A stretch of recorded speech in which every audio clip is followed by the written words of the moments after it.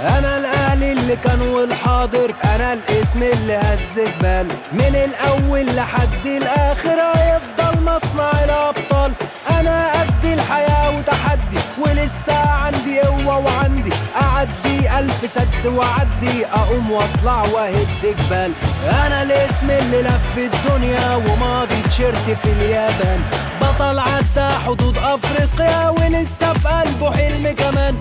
في ظهري ومن سنين اواني قولوا بدت كتير علشاني، انا الاهلي اللي صان العشره، دهب مش قشره ولا بهتان. اهلا وسهلا بيكم في حلقه جديده من برنامج كوره مع باسم. طبعا قبل ما اقول اي اخبار طبعا ما تنسوش تعملوا اشتراك ولايك وتفعلوا الجرس ليصلكم كل جديد. طبعا خبر معانا النهارده طبعا ان الفريق بيستهدف تدريباته استعدادا لمباراه بيراميدز. طبعا الاهلي طبعا كان راح امبارح من تدريبات اليوم امبارح، فريق الاول كله كان بالنادي الاهلي استهدف تدريباته صباح اليوم السبت تحت القياده السويسري مارس الكره على ملعب التتش في الجزيره، بعد انتهاء الراحه السلبيه اللي هو حصل عليها اللاعبون لمده 24 ساعه امس امبارح. طبعا بدأ مرار محاضره قصيره للمدير الفني للفريق مارس الكره، شرح خلالها بعض الامور الفنيه للاعبين، واجتمع المدير الفني بعدها للاعبين والجهاز الفني في وجود الكابتن سامح حفيظ مدير الكره للحديث عن المرحله المقبله. طبعا وقاد الانديه الادويه مرنا بدنيا للاعبين استمر لمده 30 دقيقه قبل ان يؤدي اللاعبون فقرات فنيه متنوعه تحت اشراف مارس الكره طبعا المدير الفني. ان شاء الله بتمنى التوفيق للنادي الاهلي ان شاء الله. طبعا وخبر معانا الاهلي يخوض وديه امام منتخب غانا للمحليين. الفريق الاول كوكا بالنادي الاهلي يخوض المباراه الوديه عصر اليوم النهارده امام منتخب غانا للمحليين، والذي يكون معسكرا وتدريبيا في القاهره. ان شاء الله بتمنى التوفيق للنادي الاهلي ان شاء الله باذن الله. طبعا هو خبر معانا طبعا خبر يعني اصابات بتتوالى على النادي الاهلي، قبليها كان طاهر محمد طاهر وبيرسي تاو، قبليها طبعا واصابه اكرم توفيق، وثم طبعا اصابه مصطفى شوبير. طبعا يعني الاصابات الاهلي بتتوالى. طبعا عبد الحفيظ اعلن عن تفاصيل اصابه شوبير ومده غيابه. سامح حفيظ مدير الكره بالنادي الاهلي قال ان الفحوصات الطبيه اثبتت اصابه مصطفى شوبير حارس مرمى الفريق بقطع في غضروف الركبه.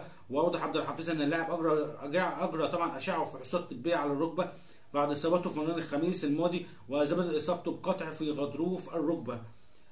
وقال لمدير الكره ان حارس الفريق سوف يخضع لجراحه خلال الايام القليله القادمه، وسوف يغيب عن التدريبات الجماعيه لفتره من 3 إلى 4 أسابيع ان شاء الله. بتتمنى له الشفاء العاجل. يعني اصابات بتتوالى على النادي الاهلي زي ما جيت قلت لكم، اصابات دايما بتتوالى طبعا ورا بعض. طبعا والعلم بكره طبعا يوم الاثنين امام بيراميدز مباراه تبقى مش على استاد الاهلي والسلام، لا على استاد القاهره الدولي. مباراه تبقى ان شاء الله على استاد القاهره الدولي. مباراه طبعا ان شاء الله الاهلي وبيراميدز، مباراه تبقى على استاد القاهره الدولي ان شاء الله. مباراه تبقى الساعه 7 مساء ان شاء الله.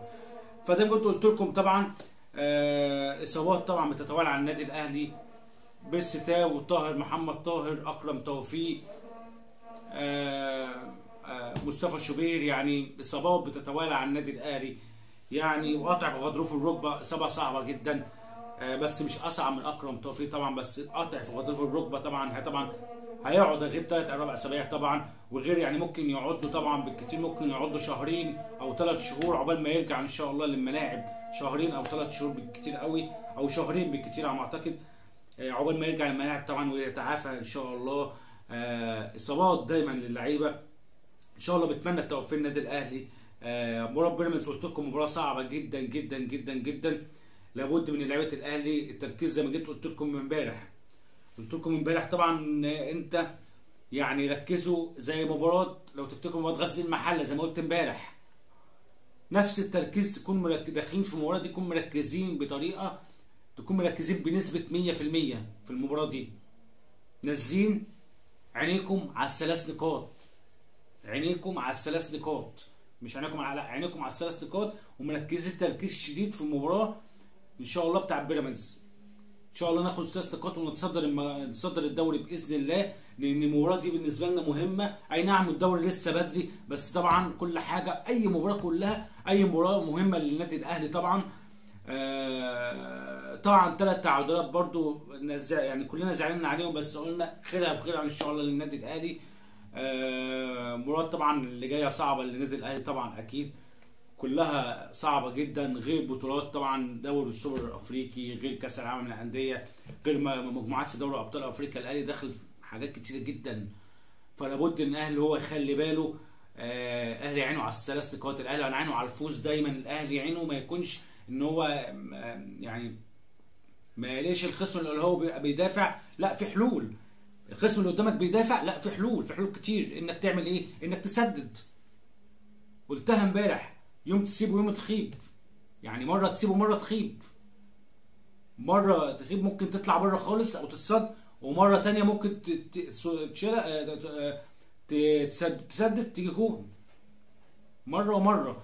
فان شاء الله بتمنى التوفيق للنادي الاهلي ان شاء الله امام بيراميدز باذن الله. ان شاء الله بتمنى التوفيق للنادي الاهلي ان شاء الله باذن الله، وان شاء الله الاهلي يفوز على بيراميدز ان شاء الله باذن الله، وسيظل الاهلي دايما وابدا فوق يا جماعه، سيظل الاهلي بطلا شموخا ان شاء الله. بتمنى التوفيق للنادي الاهلي ان شاء الله، وان شاء الله الاهلي يفوز على بيراميدز ان شاء الله. مباراه تبقى يوم الاثنين المقبل ان شاء الله، مباراه تبقى على استاد القاهره الدولي، مباراه تبقى الساعه 7 مساء ان شاء الله في الدوري العام ان شاء الله. استنوا في حلقه بكره في حلقه جديده برنامج كوره مع باسم. سلام.